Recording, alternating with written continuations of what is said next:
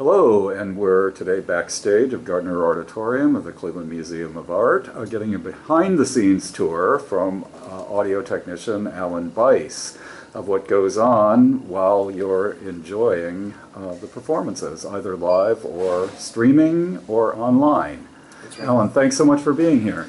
You're welcome. I'm happy to show everybody around backstage. This is the backstage hallway where the contestants first come in to Gartner Auditorium. And they're escorted right to their warm-up room,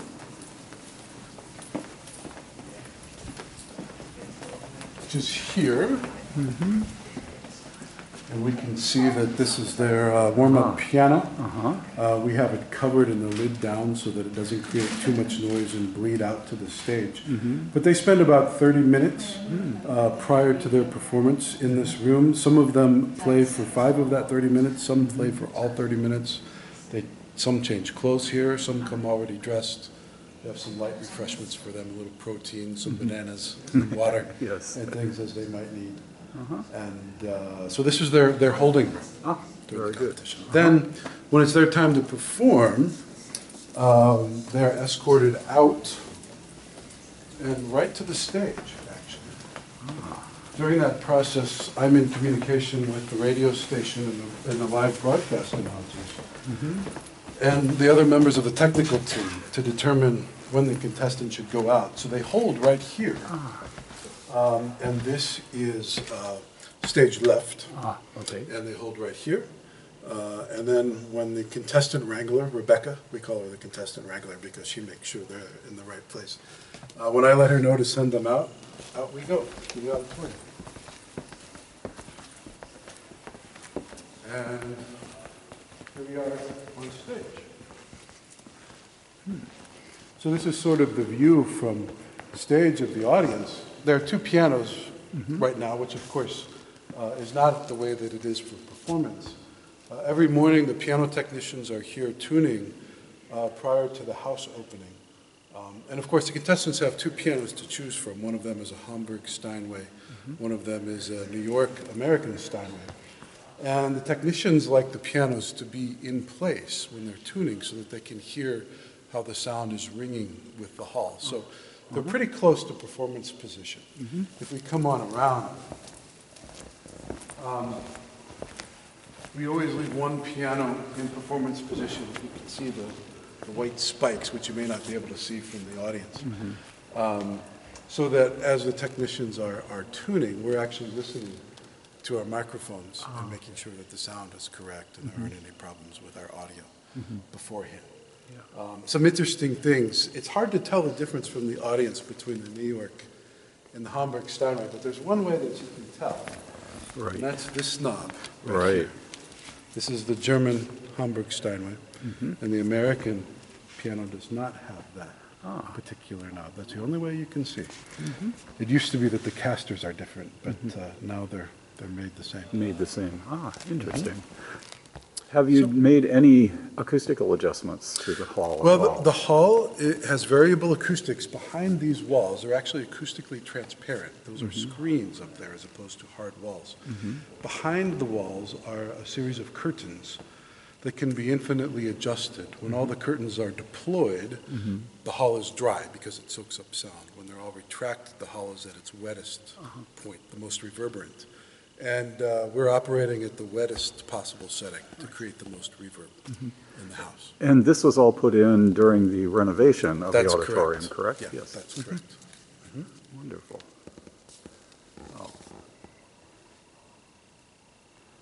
So, and then above is the video screen. It is, there's a projector, a very high-powered projector back behind the audience that projects the images from the video screen. You can see multiple video cameras. There's one right back there that shoots down the keyboard. We've got the one behind the flags, which shoots the tail, the performer's face, which a lot of people like. We have a low video camera, which sort of shoots back over the shoulder of the performer. And then there is the front shot on a tripod. It's maybe hard to see in your video, but back that way that focuses right down the keyboard. And we'll take you back to our videographer's location. Great. All of the video signals come into there where he's live switching. He's actually following the score and making decisions on which camera he'd like to use musically, very musical decisions for which videos get webcast and recorded and projected on the screen. He also has, this is kind of a fun camera, you'll never see this one, but this tells him what's going on in the backstage hallway so that he knows when the contestant is here and ready to go out. All right. Here we are. All right. Hey. Everyone, this is Mark Dum. He's our videographer for the piano competition. And Mark, do you want to explain a little bit about your setup and what you're doing? Sure. I don't know if you've seen the 4 cameras that we have sitting out. There, 4 cameras are able to be moved left and right, call it panning, and moved up and down, we call that tilting, and I can zoom in and out with the lens and adjust the picture. So I'm able to look at 4 cameras right here, 1, 2, 3, 4, small images, and able to choose which camera I want to go to the program. So as I look right here, this is what's going on to the tape and what's going out to the internet. All also here, just part of the mixing and switching of the different images. All of the movements as well as all the control is through a piece of computer software that I wrote, so I have no one to blame but myself when it doesn't go well. Yes, yes. Interesting. And how long have you been doing this? I've been working for the competitions for about 16 years, right? The first person I recorded, the first winner I recorded, I think of it in terms of who won that year, was Per Tengström. So you can figure out when that was. I believe it was 16 years ago. This would be your 9th competition. I think so. Yeah. Right. Yeah. So. Interesting. And you have an assistant over here as well. My young, what do they call it, Padawan learner. This is Sam Weil, and he's interested in going into broadcasting, and in a few years he will be showing me how it's done. Interesting. Interesting. Well, thank you so much. Certainly. Yeah, great.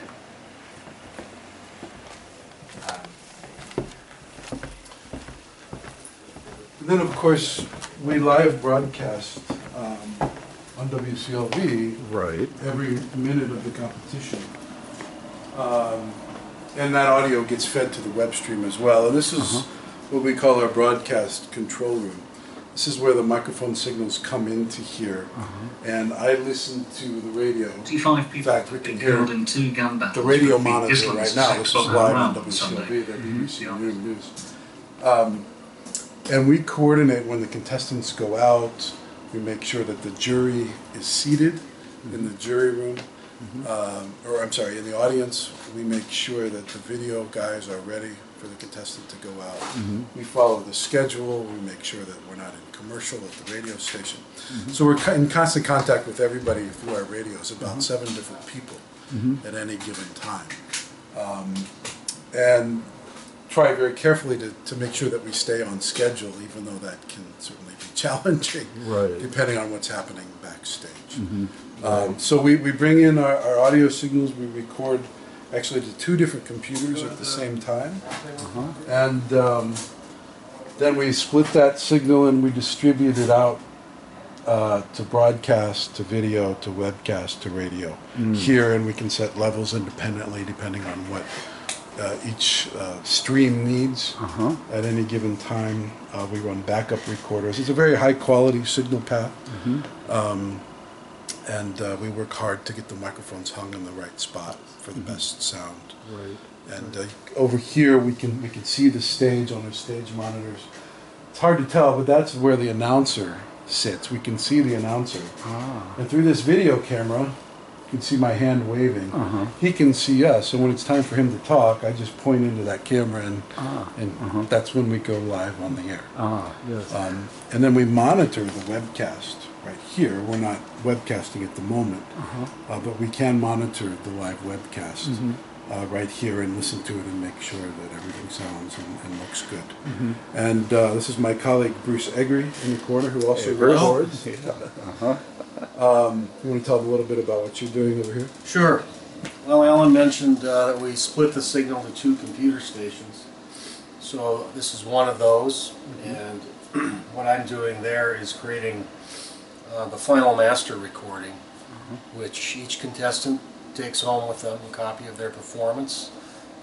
We do a set of masters for the piano competition, a set for WCLV. They may produce programs later from those performances, and we keep a copy for future use, compilations, that sort of thing.